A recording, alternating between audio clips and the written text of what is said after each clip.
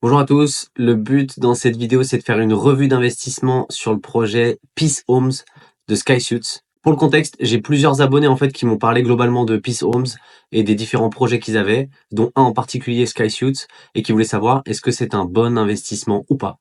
Du coup, c'est ce à quoi on va répondre dans cette vidéo. On va donc regarder trois choses. Un, le promoteur, un peu qui il est, son background, son track record et tout ce genre de choses. Deux, on va aller voir le projet, à quoi ça ressemble, qu'est-ce que c'est, où c'est. Et trois, on va aller voir en fait tout simplement voir le projet au sein de son environnement, c'est-à-dire du quartier où il est, de la concurrence, le prix qu'il a, etc. pour définir en fait à la fin tout simplement, voilà, est-ce que c'est un bon investissement ou pas.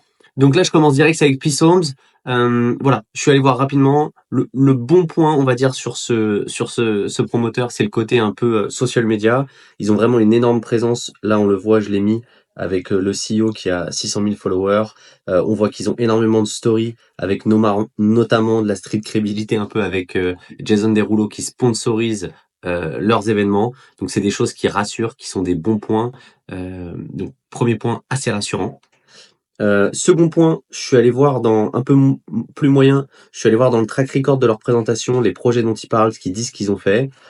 Et en gros, j'ai vu qu'il y avait des projets qui s'appelaient Laia Mansion, Laia Residence. Or, Laia est un développeur. J'en ai demandé davantage à la personne en question sur qu'est-ce qu'ils avaient fait. Il m'avait dit qu'en fait, ils étaient impliqués dedans parce qu'ils ont fait des joint ventures. J'ai essayé de savoir un peu qu'est-ce qu'ils avaient fait dedans. Ils m'ont dit, bah, soit on a fait, on avait les plots, soit on a aidé à la construction. C'était pas très clair pour moi.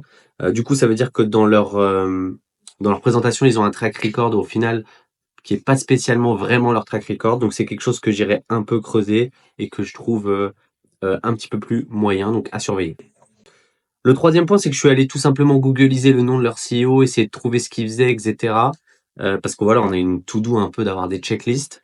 Et en gros, j'ai pas trouvé aujourd'hui ce qu'il avait fait avant et ce que la personne qui dirige cette entreprise a une énorme expérience dans le real estate de base. Et pour finir, je suis allé voir un peu les Google Reviews sur certains de leurs projets et j'ai vu des notes pas exceptionnelles avec des commentaires parfois un peu qui faisaient peur. Ok, donc pas de conclusion hâtive. Ce qu'il faut juste se dire, c'est que c'est un nouveau développeur, pas spécialement de track record, donc à surveiller. Néanmoins, 1000 paquets sur les social media et sur la crédibilité avec des grandes stars, donc sûrement intéressant, sûrement peut-être quelque chose de grand.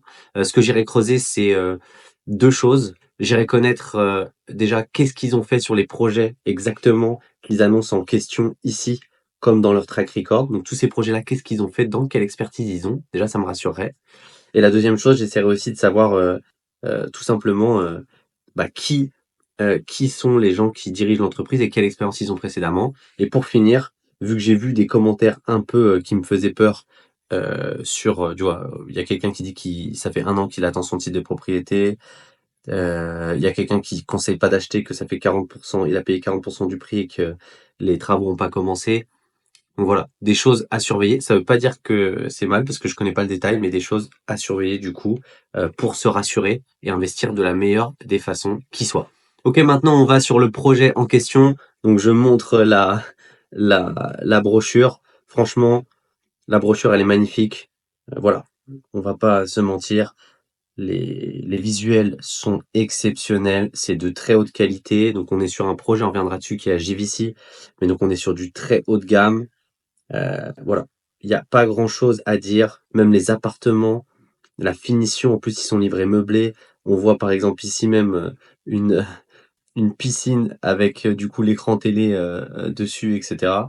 Voilà, des finitions au marbre. C'est et après je passe très rapidement. Je vais sur les parties, on va dire communes. Donc on a énormément d'amenities. Donc on voit qu'on a le jacuzzi, tout ce qui est sauna, qu'on n'a pas franchement souvent. On a des zones de sport, on a une librairie, on a un business lounge, une gym. Franchement, c'est au-dessus, un dining outlet, mini golf.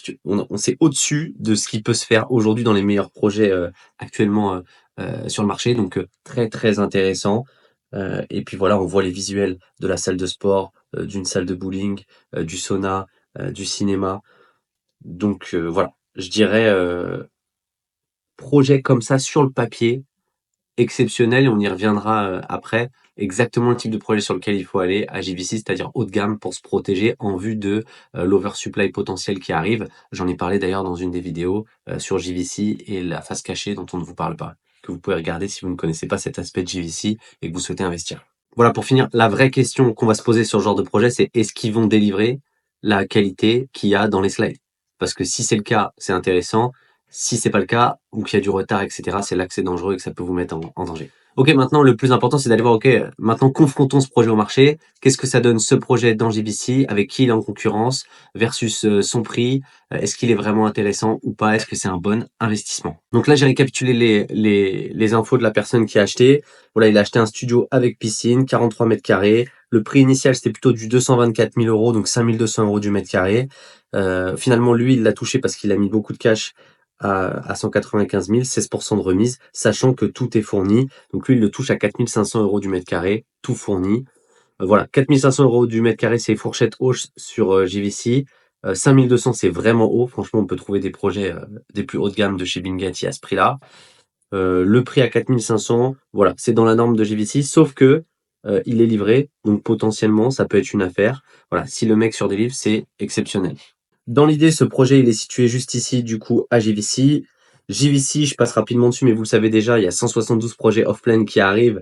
Et voilà, sur le secteur du luxe, on va avoir de la concurrence. On a tout Bingati qui se met dessus. Voilà, on va avoir des projets de HMB, de Leos, de Iman. Donc, on a des très bons développeurs dans la place. Donc, en gros, s'il faut y aller, il faut vraiment que ce soit top. Sinon, on risque d'avoir de la concurrence le jour où tout va sortir de terre. On sait aussi qu'il y a une oversupply. Donc, voilà. Il y a 30 000 unités qui arrivent sur JVC, donc attention, faut pas prendre n'importe quoi. Au global, là, j'ai mis juste le récap de tous les projets qu'il y avait sur JVC pendant la même période où la personne a acheté. Et en gros, là, j'ai mis les prix au mètre carré du plus haut au plus bas. Et ici, j'ai mis tout simplement les prix d'achat plutôt juste du plus haut au plus bas. Voilà. Ce qu'on voit, c'est que là, la personne, voilà. Moi, ce que je me dis, c'est aujourd'hui, la personne, elle a acheté à 195 000. Le prix de base, c'était 225 000. Ça veut dire que sur ce même type de budget, elle aurait pu très bien partir sur, on va dire des choses telles que, voilà, des Bingati, du Bingati ou du Iman, voire du Ellington. Voilà, je mets ça là comme ça, mais en gros des très gros projets. Personnellement, par manque d'informations et parce que j'ai pas assez d'informations sur le track record du développeur, je suis pas assez rassuré. Du coup, j'aurais carrément basculé mon client sur un promoteur connu avec des choses, du coup, des choses plus rassurantes, un track record déjà délivré, une qualité certifiée. Voilà. Parce que dans le marché, il y avait des choses au même prix, pareil. Par contre, je trouve que sur la stratégie de la personne, du coup, en question qui a acheté ce bien, elle a tout compris. Parce que acheter un bien ultra luxe sur JVC, c'est un peu ce qu'il faut faire. C'est la meilleure façon de se protéger en vue de l'énorme arrivée de logements qui arrivent et d'être sûr de louer et d'avoir un rendement. En termes de rendement, c'est assez difficile. C'était assez difficile pour nous en discutant avec du coup la personne de se dire à combien ça allait être loué, parce qu'en fait il n'y a pas de logement comme celui-là qui existe à date. Néanmoins, on était parti sur une fourchette haute.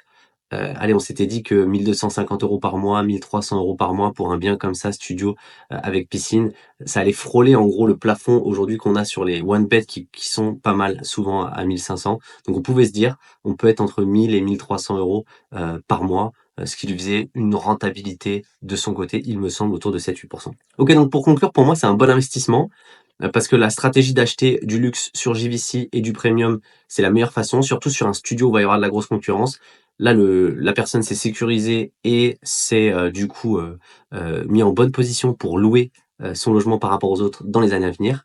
Par contre, effectivement, si on avait échangé ensemble à l'époque, je l'aurais sûrement basculé sur un autre promoteur pour tout simplement me sentir plus en sécurité avec elle.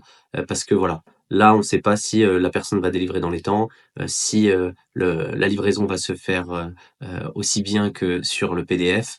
Et ça, c'est un petit risque quand même qui vaut le coup d'être contrôlé. Voilà, si ce genre de vidéo vous plaît ou si vous voulez que j'analyse d'autres projets de ce type, n'hésitez pas à mettre des commentaires, à liker et à vous abonner. Ça me fait plaisir et ça me supporte dans la chaîne. Merci à vous. Au revoir.